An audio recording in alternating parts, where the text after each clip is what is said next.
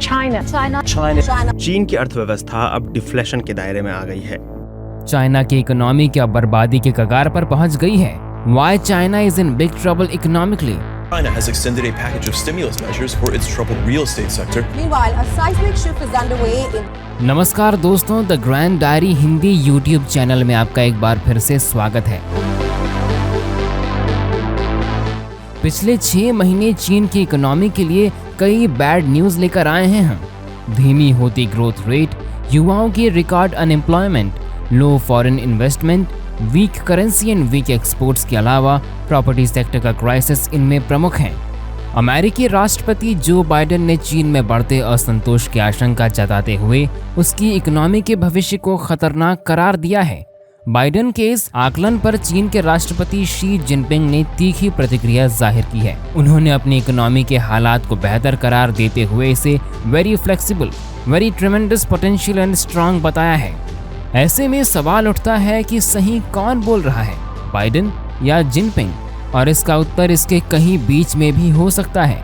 हालांकि चीन की इकोनॉमी के फिलहाल गिरने की आशंका नहीं है, लेकिन चीन को कहीं अधिक सीरियस चैलेंजेस का सामना करना पड़ रहा है। पर पहले आप सभी ऐसे ही रोचक जानकारियों व तथ्यों के लिए हमारे चैनल द ग्रैंड डायरी को सब्सक्राइब करके बेल आइकन को प्रेस करना मत भूलिएगा। और आपको हमारा ये वीडियो अच्छा लगे तो वीडियो को लाइक और शेयर भी जरूर कीजिएगा। The world of finance and real estate. Evergrande saw its stock value drop 80% as it came back from a 17-month trading suspension on Monday. Real estate crisis. चीन की इकोनॉमिक प्रॉब्लम्स के centre में इसका property market है। अभी हाल तक real estate उसकी कुल असेट्स का लगभग 1/3 होता था। 2020 में कोरोना के आने के बाद संकट का दौर शुरू हुआ। ग्लोबल पैंडेमिक और घटती जनसंख्या के कारण ये सेक्टर बुरी तरह प्रभावित हुआ।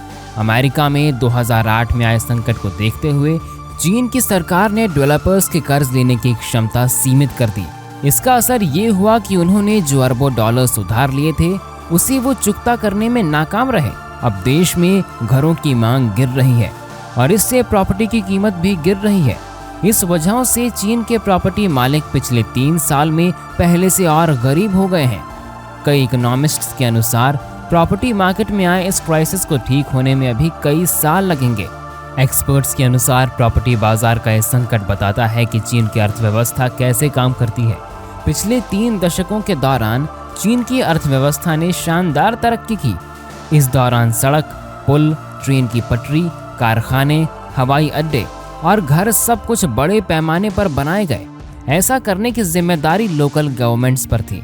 हालांकि कई अर्थशास्त्री अब इस तरीके को इररिलेवेंट मानने लगे हैं। चीन की निर्माण करने की एडिक्शन का सबसे अजीब उदाहरण देखना हो तो यूनान प्रांत में मौजूद एक उदाहरण को ले सकते हैं। अधिकारियों के अनुसार इस साल म्यांमार सीमा के पास लाखों डॉलर्स की लागत से कोविड-19 इन्फेक्टेड पीपल को क्वारंटाइन करने के लिए एक सेंटर बनाया जा रहा है। भारी कर्जों से जूझ रही लोकल गवर्नमेंट इतने दबाव में है कि वो कंस्ट्रक्शन वर्क्स के लिए भी धन जुटाने के लिए जमीन बेच रही है। Turning point. चीन ने पहले भी कई ऐसे कंस्ट्रक्शंस किए हैं जिसे अब वेस्ट ऑफ मनी करार दिया जा रहा है। चीन को अब अपने लोगों को समृद्ध बनाने के लिए अन्य तरीके अपनाने की जरूरत है। प्रोफेसर फैक्ट्स कहते हैं कि पुराना मॉडल अब काम नहीं कर रहा है, लेकिन फोकस बदलने के लिए आपको गंभीर स्ट्रक्चरल और इंस्टीट्यूशनल सुधार करने पड़ेंगे। यदि चीन चाहता है कि फाइनेंशियल सेक्टर उसकी इकोनॉमी को गति दे तो इसके लिए सरकार को सबसे पहले रेगुलेशन में बहुत ढील देनी होगी और फिर प्राइवेट सेक्टर को बहुत शक्तियां देनी होंगी। हकीकत में इसका उल्टा हुआ है। चीन की सरकार ने फाइनेंस सेक्टर पर अपनी पकड़ और मजबूत कर ली, साथ ही वेस्टर्न कल्चर से प्रभावित बैंकरों पर कार्रवाई की है। देश की बड़ी टेक्नोलॉजी फर्म अलीबाबा पर हुई कार्रवाई इसका एक उदाहरण है। इसका एक असर यूथ अनएम्प्लॉयमेंट पर भी दिखा है।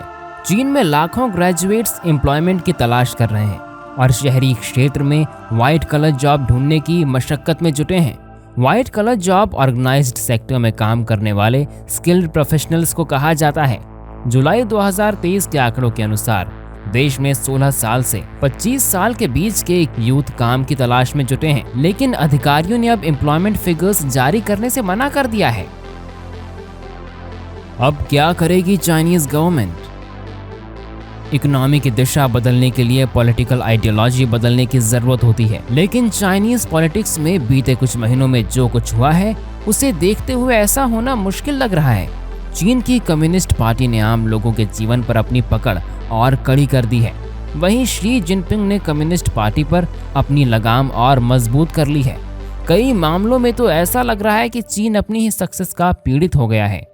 साल 1979 से चीन की एवरेज ग्रोथ रेट लगभग 9% रही है, लेकिन 2023 में कंट्रीज ग्रोथ रेट के 4.5% रहने का अनुमान लगाया गया है। ये बहुत बड़ी गिरावट है।